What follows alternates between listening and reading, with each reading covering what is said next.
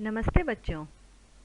आज हम गणित विषय के अंतर्गत पढ़ेंगे पाठ 8 बेजिक व्यंजक और उन पर की जाने वाली संक्रियाएं।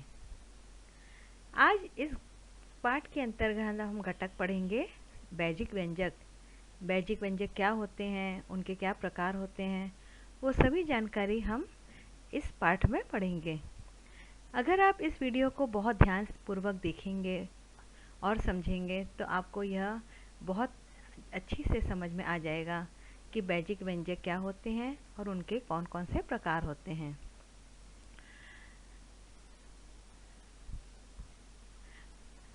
बच्चों, आप सभी जो है वह सामने स्क्रीन पर बॉल देख रहे हैं, गेंद देख रहे हैं।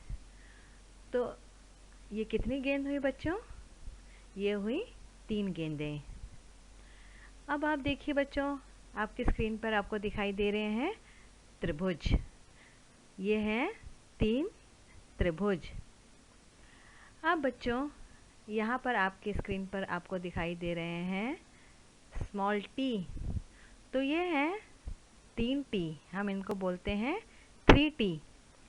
तो बच्चों, ये जो गेंदें हैं ये भी 3 हैं, तो हम लिखते हैं 3 गेंदें। त्रिभुज हैं 3, तो हम लिखते हैं 3 त्रिभुज। और टी है 3, इसलिए हम उनको लिखते हैं 3T। तो ये 3T को आप ध्यान में रखिएगा और आगे के उदाहरण में यह 3T आपको याद रखने के लिए बेजिक व्यंजक में ये सहायता करेंगे। अब बच्चों, यहाँ पर आपको दिखाई दे रही हैं 2 गेंदें और 3 बल्ले। हम इनको 5 गेंदें नहीं बोलते या 5 बल्ले नहीं बोलते। गेंदे अलग बोलते हैं, बल्ले अलग बोलते हैं, क्योंकि दोनों अलग अलग प्रकार के हैं। इसलिए हम इनको बोलते हैं 2 गेंदें और 3 बल्ले। और नीचे आपको दिखाई दे रहा है बच्चों 2 आम और 3 अमरूद। इन्हें भी हम उनके अलग अलग वर्गीकरण के हिसाब से कहते हैं। अब आप नीचे बच्चों देखिए, आपको दिखाई दे रहा है अंग्रेजी के स्मॉल लेटर x और y। ये हैं 2x और 3y। आपने इसके पहले जो स्लाइड थी उसमें आपने देखा था कि 3T, और यहाँ पर आपको देखो बच्चों दिखाई दे रहा है 2x + 3y। ये जो भी आप देख रहे हैं ये सभी आपको आगे बेजिक व्यंजक समझने में सहायता करेंगे। बच्चों, अब आपको आयत की परिमिति तो बहुत अच्छे से आती होगी कि आयत की परिमिति का मतलब होता है चारों भुजाओं का योग, जिसमें कि 2 लंबाई और 2 चौड़ाई होती है। 2 लंबाई इंग्लिश में हम कहते हैं लेंथ को और चौड़ाई हम कहते हैं ब्रेथ को। तो 2 ब्रेथ लेते हैं और 2 लेंथ लेते हैं, जिसका सूत्र है 2 × ब्रैकेट लेंथ प्लस ब्रेथ। तो यह जो है यह भी एक बेजिक व्यंजक है।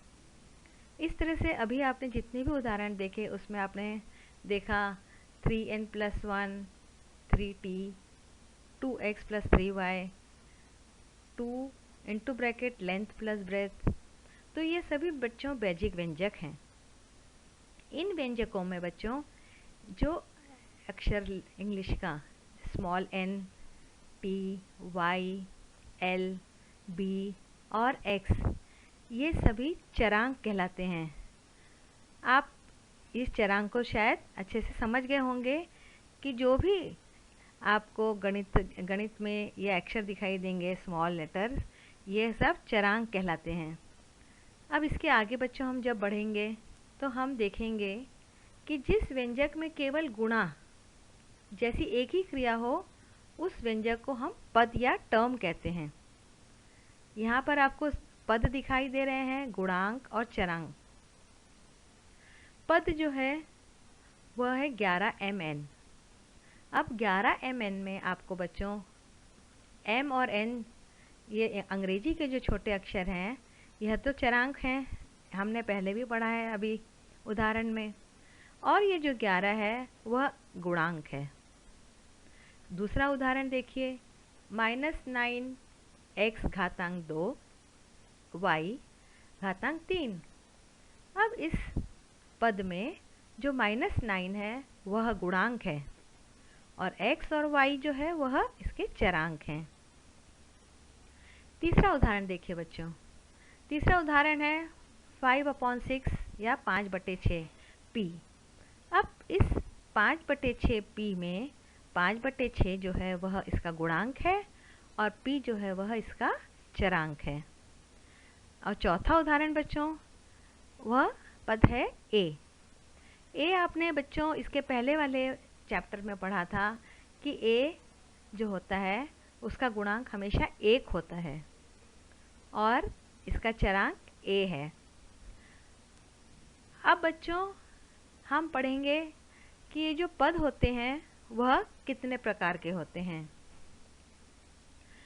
तो ये जो बैजिक पद हैं यह 2 प्रकार के होते हैं, एक सजातीय पद और एक विजातीय पद। सजातीय पद अंग्रेजी में लाइक टर्म्स कहलाता है।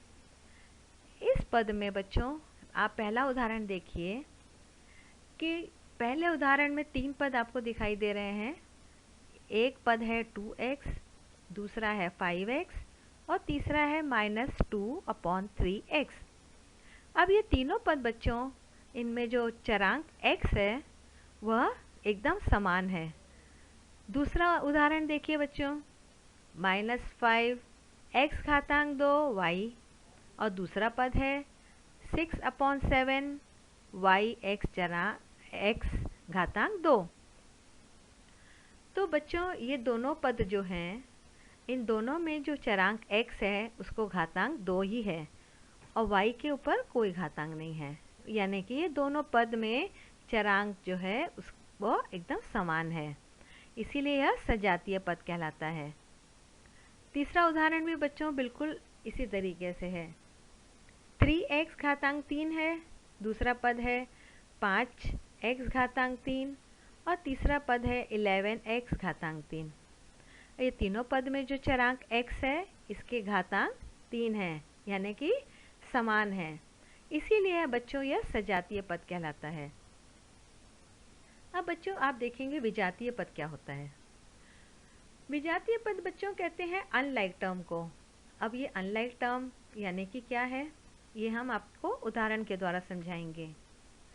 इस विजातीय पद में जो आप उदाहरण देख रहे हैं, पहला उदाहरण 7xy, ये दूसरा पद है 9y⁻2 और तीसरा पद है -2xyz। अब आप ध्यान से देखिए बच्चों कि ये तीनों पद जो हैं उनके चरांक भिन्न हैं।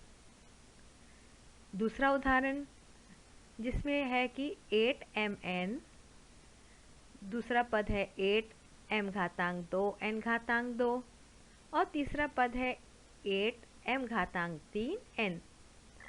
अब ये बच्चों तीनों जो पद हैं वह तीनों पद के जो चरांक हैं वह भी भिन्न हैं, इसलिए यह भिन्न पदों के जो भिन्न चरांक जो हैं वो पद हर तीनों पदों में अलग अलग हैं, इसीलिए यह विजातीय पद कहलाते हैं। तीसरा उदाहरण भी बिल्कुल इसी तरीके से है 3y⁻2, दूसरा पद है 7y और तीसरा पद है 5xy। अब ये तीनों पदों के जो चरांक हैं y वह भिन्न हैं, इसीलिए बच्चों इसको हम विजातीय पद कहते हैं। तो आप बहुत अच्छे से समझ गए होंगे कि सजातीय पद क्या होते हैं और विजातीय पद क्या होते हैं। सजातीय पद जिनमें चरांक के जो घातांक होते हैं वह समान होते हैं और चरांक भी हर पद में एक समान होते हैं, लेकिन विजातीय पद में चरांक भिन्न भिन्न होते हैं, उनके घातांक भी भिन्न भिन्न होते हैं। तो ये हो गया बच्चों सजातीय पद और विजातीय पद। अब बच्चों इसके आगे हम देखेंगे बैजिक व्यंजक में कि उसके कितने प्रकार होते हैं, यानी कि टाइप्स ऑफ अलजेब्रिक एक्सप्रेशन। तो यहाँ पर बच्चों ये जो बैजिक व्यंजक हैं वह 4 प्रकार के हैं। एक पदी व्यंजक, द्विपद व्यंजक, त्रिपद व्यंजक और बहुपद व्यंजक। एक पदी व्यंजक में जो होते हैं बच्चों सिर्फ एक ही पद होता है, जैसा कि आपको उदाहरण दिख रहा है। एक पदी व्यंजक में 4x एक ही पद है, 5/6 यह भी एक ही पद है, और -7 यह भी एक ही पद है। अब आप द्विपद की तरफ ध्यान दीजिए। द्विपद में आपको दो दो पद दिखाई पड़ेंगे हर उदाहरण में, जैसे कि 2x - 3y यह द्विपद है, 2l + 2b यह भी दो पद हैं, 3mn - 5m घातांक 2n यह भी दो पद हैं। तो इस तरह से द्विपद में दो पद होते हैं, त्रिपद में तीन पद होते हैं, जैसे a + b + c, ये इसमें तीन पद हैं। x घातांक 2 एक पद हुआ, -5x दूसरा पद हुआ, +6 तीसरा पद हुआ, तो यह त्रिपद हुआ। तीसरा उदाहरण देखिए, 8a घातांक 2 - 5a घातांक 2b + c, यह तीन अलग अलग पद हैं, तो यह त्रिपद व्यंजक हो गया। अब आप बच्चों बहुपद व्यंजक की जब तरफ देखेंगे तो आपको दिखाई देगा कि इसमें 3 से अधिक पद हैं। तो जब किसी व्यंजक में 3 से अधिक पद होते हैं तो वह बहुपद व्यंजक कहलाता है।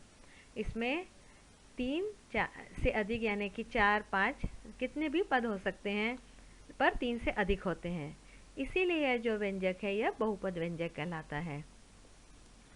तो बच्चों आज हमने क्या क्या सीखा, चलिए हम देखते हैं। हमने सीखा बैजिक व्यंजक क्या होता है, बैजिक व्यंजक हमने देखा, चरांक क्या होता है। इसके बाद बच्चों हमने देखा पद यानी कि टर्म क्या होता है, और बच्चों सजातीय पद व विजातीय पद की जानकारी प्राप्त करी, और आखिर में बच्चों हमने बैजिक व्यंजकों के प्रकार देखे। बच्चों हमने इस वीडियो में आज थोड़ी ही जानकारी ली है। अब इसके अगले वीडियो में हम बैजिक व्यंजक का योगफल देखेंगे कि किस तरह से 2 पद 3 पद के योगफल किए जाते हैं। तब तक के लिए थैंक यू।